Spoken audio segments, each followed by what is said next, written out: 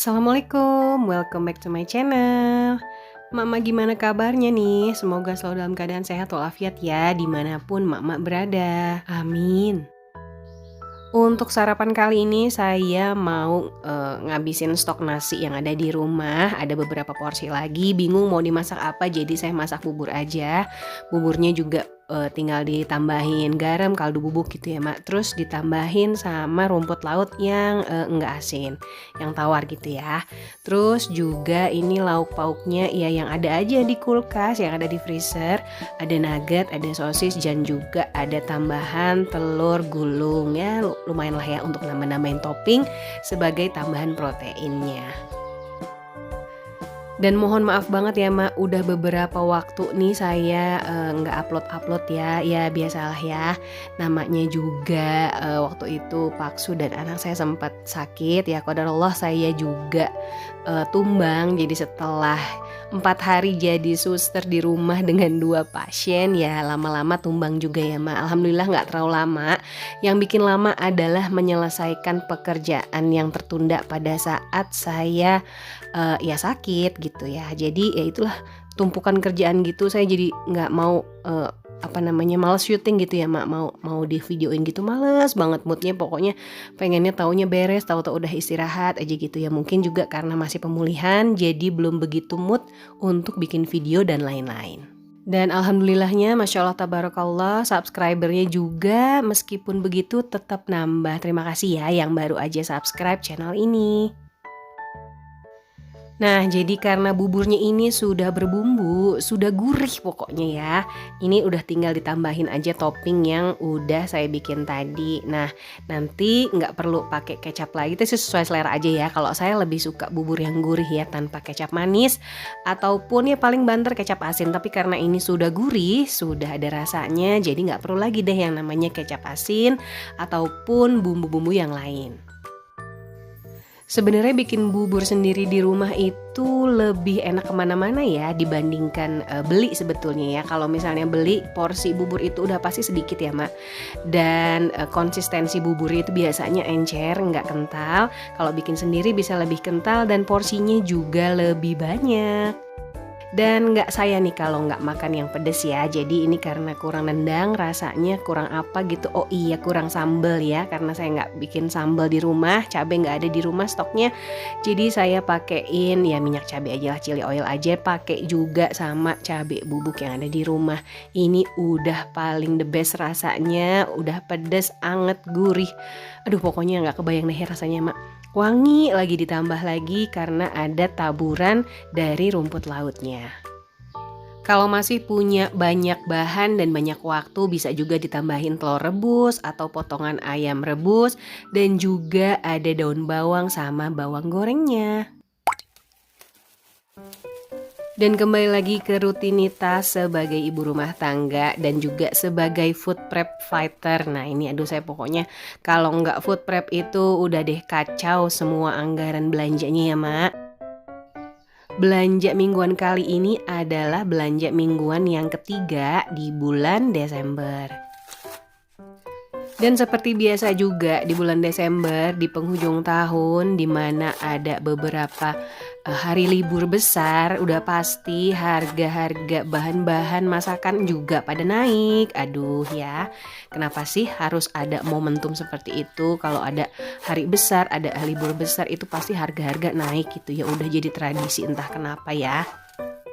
Ya kita mah sebagai rakyat meskipun naik ya kita beli semampunya aja dan secukupnya aja, nggak perlu berlebihan dan harus pinter-pinter. Memang sekarang udah wajib yang namanya jadi ibu rumah tangga, itu syaratnya adalah pinter memanage uang. Nah kalau misalnya mengatasi hal-hal seperti ini, harga-harga bahan naik tapi yang misalnya pemasukannya begitu-begitu aja, nah ya udah kita emang harus ngulik. Mulai dari menu dan jumlah item yang kita beli itu benar-benar harus diperhitungkan. Kalaupun misalnya kita menambah penghasilan tapi pengeluaran malah tambah lebih banyak dibandingkan sebelumnya, jadi ya jatuhnya tetap aja sama-sama gitu ya. Pengeluaran tetap banyak dan penghasilan juga jadi malah pas-pasan. Padahal sebenarnya itu bisa dihemat, bisa diakalin, tapi kita malah menambah pengeluaran lagi. Jadi sepertinya menambah penghasilan akan sia-sia. Saya beli bawang merah, saya minta belinya itu 4.000 aja, ternyata dapatnya segini ya Mak. Ini nggak tahu nih 1 ons atau kurang. Pokoknya biasanya kemarin itu 5.000, sekarang 4.000. Ya lumayan lah, turun 1.000 lah ya. Ini food prep pertama saya setelah waktu itu saya tumbang ya Mak. Jadi lumayan ngangenin juga nih food prep seperti ini ya. Nah jadi ini hasil belanja mingguan saya kali ini ya Mak. Ada ayam, ada ikan kembung, saya beli 1 kilo ikan kembungnya dapat 10 ekor. Terus juga ada paha, ada dada, ada sayap, ada tempe, ada tahu sumedang, ada daun bawang, ada caisim, bawang merah, sawi putih. Dan juga ada bayam yang belum saya siangi, nanti aja saya sianginya pada saat dadakan mau masak ya. Karena ini food prep pertama saya setelah saya sakit, jadi mungkin moodnya ini udah kembali lagi baik ya Mak. Jadi saya juga nggak mau ngerusak mood begitu aja, jadi saya nggak mau belanja lebih banyak daripada ini gitu ya, karena pasti nanti bakalan capek lagi, malah moodnya lagi turun lagi, udah lagi semangat kecapean lagi, malah jadi drop lagi moodnya. Jadi ya udahlah segini aja belanjanya, dan kebetulan juga ini kan termasuk masuk ke minggu-minggu terakhir ya di bulan Desember, jadi kemungkinan belanja mingguan terakhir juga di bulan Desember. Harapan saya ya belanjaan ini semuanya cukup sampai akhir Desember. Oke, jadi semuanya sudah masuk ke freezer ya Mak. Ya ayam, ya ikan, dan sisa-sisa. Ini masih ada rajungan juga 1 ekor belum saya apa-apain nih. Aduh bingung juga nih terakhir. Harta terakhir saya mau diapain nggak tahu ya. Terus ada juga mixed vegetable masih ada. Masih ada juga sosis untuk ya nambah-nambah topping-topping sarapan gitu ya.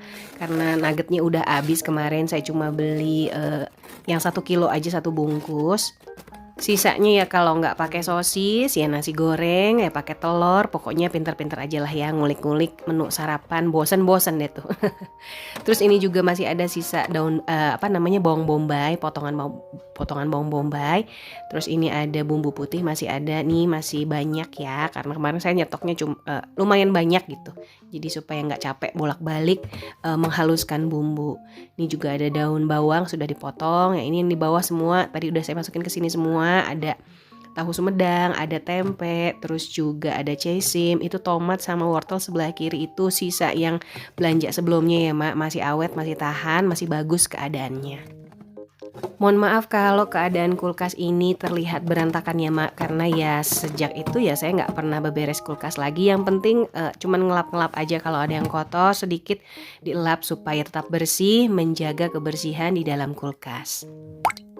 Nah sekarang saya mau nyalin expense tracker yang belum saya tulis sebelumnya ini ke pengeluaran di bulan Desember semuanya ya Mak. Belum saya tulis semua, belum saya salin ke buku karena saya ngasal aja gitu nyatetnya, apalagi ditambah saya waktu itu lagi sakit, jadi aduh seingetnya aja jadi saya nulisnya ya. Mudah-mudahan sih ini udah kecatat semua deh. Pengeluaran rumah tangga saya ini sebenarnya setiap bulannya hampir sama. Jenis-jenis pengeluarannya apa aja, pokoknya tetap masih dalam budget yang sudah saya tentukan. Cuma kadang yang sebelah sana lebih banyak bulan ini, yang kemarin lebih sedikit. Nah seperti itu biasanya saya akalin dengan subsidi silang. Dan yang penting selalu diusahakan supaya tidak keluar dari budget terlalu sering. Jadi misalnya udah punya budget telur tapi malah budget telurnya dipakai untuk yang lain. Nah seperti itu ya Mak. Boleh aja sih sekali-sekali, tapi kalau misalnya keterusan jadi kebiasaan, jadi kurang disiplin sama apa yang udah kita buat sendiri, itu juga rasanya kurang pas ya. Ngapain sih capek-capek nulis pengeluaran tiap bulan seperti ini? Aduh, dan ternyata banyak banget manfaatnya ya, Mak. Salah satunya ya kita bisa tahu pengeluaran kita itu apa aja sih selama hidup berumah tangga gitu ya setiap bulannya. Terus juga kita bisa evaluasi apakah bulan kemarin boros, apakah bulan ini hemat atau sebaliknya atau boros terus setiap bulan. Dan kalau boros pasti nanti ketahuan apa yang harus kita kurangi dan apa yang harus kita hilangkan. Tapi kalau kita nggak tahu apa aja pengeluaran kita setiap bulannya, borok-borok kita tahu apa yang harus kita kurangi dan apa yang harus kita hilangkan. Dan ini sebenarnya juga bisa jadi laporan keuangan minimalis ya untuk ibu-ibu atau emak-emak yang paksunya suka nanyain uang belanja udah habis lagi. Nah, sodorin deh nih catatan seperti ini ya. Nih pengeluaran kita selama 1 bulan. Nah seperti itu dengan ada detail harga dan rincian jumlahnya mungkin bisa membuat paksu lebih mengerti terhadap kondisi finansial rumah tangga masing-masing. Kalau suami saya alhamdulillah selalu mempercayakan semuanya ke saya dan saya juga sebenarnya merasa tertantang aja ya Mak untuk menggunakan uang atau kepercayaan yang sudah diberikan sama Paksu untuk digunakan sebaik-baiknya. Jadi ya saya suka menantang diri saya sendiri, apa sih yang sebenarnya bikin saya boros bulan ini? Nah seperti itu ya, pertanyaan seperti itu yang bikin pengeluaran kita juga sebenarnya bisa ketahuan meskipun sedikit demi sedikit. Dan yang terakhir karena keseringan mencatat, jadi saya nggak mau nih setiap saya ngeluarin uang saya lalu catat lagi. Saya nggak mau catatan saya itu terlalu banyak gitu ya Mak. Itu juga bisa jadi motivasi karena semakin banyak catatan artinya semakin banyak kita mengeluarkan uang. Sepertinya sampai sini dulu video saya kali ini. Tetap semangat untuk yang ngejalanin budget tracking atau expense tracker seperti saya ini. Dan terima kasih juga udah nonton dari awal sampai akhir. Jangan lupa untuk kasih like, komen, dan subscribe. Sampai ketemu lagi di video saya selanjutnya. Wassalamualaikum, bye-bye Mak.